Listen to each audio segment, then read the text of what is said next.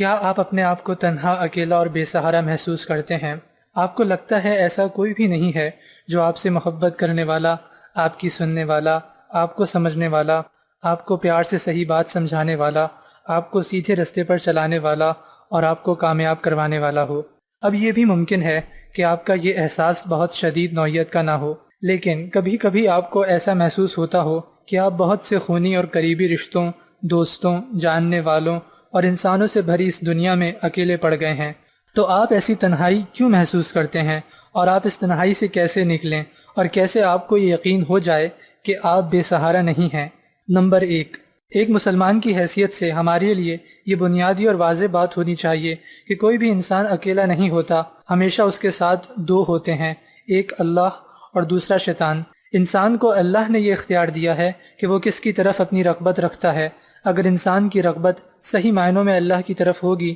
تو یہ سوال ہی پیدا نہیں ہوتا کہ وہ اپنے آپ کو اکیلا محسوس کرے، اور اگر انسان اللہ سے غافل ہو کر شیطان کی طرف اپنے نفس کو بہلائے رکھے تو انسان چاہے ظاہر میں جتنی لذتوں اور مزوں میں ہو، وہ حقیقت میں تنہا اور اکیلا ہی رہے گا۔ تو انسان ہر لمحے اللہ کی موجودگی کا احساس اپنے دل میں رکھنے کی کوشش کرے۔ نمبر 2، آپ کے دوست ہیں، رشتے ہیں، اس کا یہ مطلب نہیں ہے کہ آپ کے پاس تعلق ہے۔ اگر تعلق ہوتا تو آپ اکیلا پن اور تنہائی محسوس نہیں کرتے۔ رشتے بن جاتے ہیں، دوستیاں ہو جاتی ہیں، مگر رشتے اور دوستیاں اسی وقت آگے بڑھتی ہیں اور اصل فائدہ پہنچاتی ہیں جب آپ کا اپنے رشتوں اور دوستوں سے تعلق بحال رہے۔ تعلق سے مراد یہ ہے کہ آپ اور آپ کے رشتہ دار اور دوست ایک دوسرے کی عزت کرتے ہوں، ایک دوسرے پر بھروسہ کرتے ہوں۔ اس کے ساتھ آپ اور وہ ایک دوسرے سے باتیں کرنا، مشورہ کرنا اور ایک دوسرے کے قریب رہتے ہوئے زندگی گزارنے کی فکر اور کوشش کریں۔ آپ اور وہ ایک دوسرے سے ناراض اور غصہ مشکل اور دیر سے ہوتے ہوں، اور آسانی اور جلدی سے ایک دوسرے سے راضی اور خوش ہو جاتے ہوں، یعنی معاف اور درگزر کرنے میں دیر نہیں لگاتے ہوں۔ اور اسی طرح تعلق کے اعلیٰ درجوں میں سے ایک درجہ یہ ہے کہ آپ اور وہ ایک دوسرے کی خواہشات اور ضروریات کو اپنی خواہشات اور ضروریات سے زیادہ اہم سمجھیں، یعنی ایک دوسرے کی توقعات پر پورا اترنے کی کوشش کرنا اور ایک دوسرے کے لیے بڑھ چڑھ کر قربانی دینا آسان ہو جائے۔ تو جن لوگوں کے ساتھ آپ زندگی گزار رہے ہیں ان سے اس طرح کا تعلق ہونا بہت ضروری ہے، تبھی یہ ممکن ہوگا کہ آپ اپنے آپ کو تنہا اور اکیلا محسوس نہ کریں۔ نمبر 3، لوگوں کی توجہ کی فکر نہ کریں۔ جب انسان یہ سوچنے اور سمجھنے لگے کہ جب تک دوسرے لوگ اس کی باتیں نہیں سنیں گے، اس کی تعریفیں نہیں کریں گے، اس کے کاموں کو نہیں دیکھیں گے، یعنی انسان کسی بھی حوالے سے صرف دوسروں سے اپنی واہ واہ چاہتا ہو، یا اس کے دل میں یہ خواہش رہے کہ لوگ اس سے ہر حال میں راضی اور خوش رہیں، تو ایسا انسان اکیلا رہ جاتا ہے۔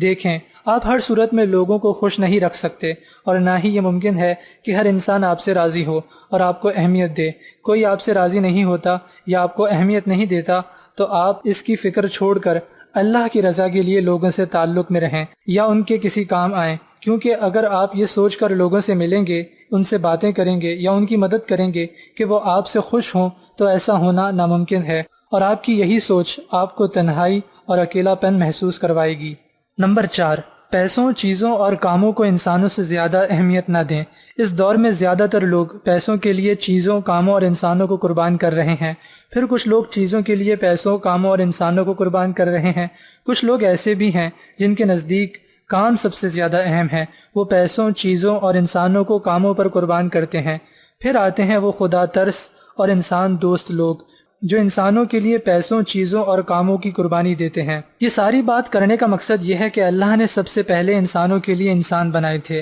لیکن آج کے اس خود غرض اور مادہ پرست دور میں انسان سے انسان دور ہوتا جا رہا ہے۔ وہ یہ سمجھ رہا ہے کہ زیادہ سے زیادہ کام کرنے سے اور چیزیں اور پیسہ جمع کرنے سے وہ تنہا اور بے سہارا نہیں رہے گا، اور یہ انسان کی بہت بڑی غلط فہمی ہے۔ نمبر 5، لینے سے زیادہ دینے کی فکر کریں۔ وہ انسان جو صرف یہ سوچے کہ مجھے محبت نہیں ملی، مجھے سنا نہیں گیا، مجھے کوئی یاد نہیں رکھتا، مجھ پر کوئی خرچ نہیں کرتا، میرا کوئی ساتھ نہیں دیتا، الغرض انسان صرف اپنی محرومیت، مظلومیت اور مسکینیت کے بارے میں ہی سوچتا رہے اور یہی دیکھتا رہے کہ دنیا نے میرے ساتھ کیا کیا، تو ایسا انسان بھی اپنے آپ کو اکیلا اور بے سہارا ہی پائے گا۔ اب آپ یہ سوال کر سکتے ہیں کہ اس طرح کی باتیں تو کوئی بھی نہیں کرتا، تو اس کا یہی جواب ہے کہ زیادہ تر لوگ جو اپنے آپ کو اکیلا اور بے سہارا محسوس کرتے ہیں وہ اپنے دل و دماغ میں اپنے آپ سے ایسی ہی باتیں کرتے رہتے ہیں، اور اگر آپ ذرا تلاش کریں گے تو ایسے لوگ بھی آپ کو مل جائیں گے جن کی زبان ہر وقت ایسی ہی شکایات سے تر رہتی ہے۔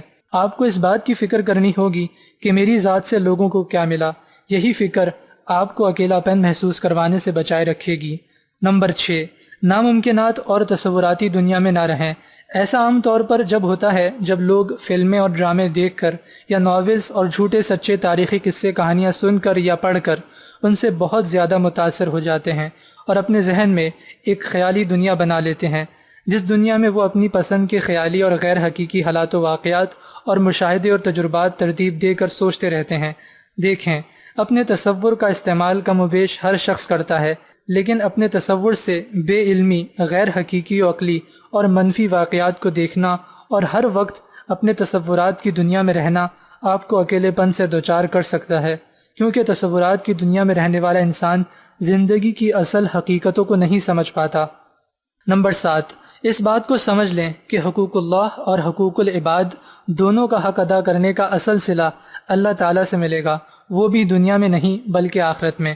حقوق اللہ اور حقوق العباد میں کوئی فرق کرنا غلط ہے، بلکہ حقوق اللہ کے اندر ہی حقوق العباد ہیں، یعنی اللہ تعالیٰ نے ہی سارے حقوق مقرر کیے ہیں، کچھ اپنی ذات کے لیے اور کچھ اپنے بندوں کے لیے۔ زندگی میں خالی پن سے بچنے کے لیے آپ کو اللہ کے یہ دونوں حقوق یہ سوچتے ہوئے ادا کرنے ہیں کہ ان حقوق کو ادا کرنے کا اصل صلہ مجھے اللہ تعالیٰ سے مرنے کے بعد نہ ختم ہونے والی زندگی یعنی آخرت میں ملے گا۔ حقوق اللہ کے حوالے سے اس بات کو ہم نماز کی مثال سے یوں سمجھ سکتے ہیں کہ ہم جو نمازیں پڑھتے ہیں اس کا اصل صلہ ہمیں آخرت میں ملے گا، دنیا میں نہیں۔ دنیا میں ملنے والا صلہ عارضی اور اضافی ہو سکتا ہے، مکمل نہیں۔ اسی طرح اس بات کو حقوق العباد کے پیرائے میں ہم والدین اور اولاد کی مثال سے یوں سمجھ سکتے ہیں کہ والدین اپنی اولاد کی تعلیم و تربیت یہ توقع رکھتے ہوئے نہ کریں کہ ان کی اولاد ان کا کہا مانے گی اور زندگی میں آگے چل کر ان کے کام آئے گی یا زمانے بھر میں ان کا نام روشن کرے گی، بلکہ والدین کو اپنی اولاد کی تعلیم و تربیت کے حوالے سے اصل فکر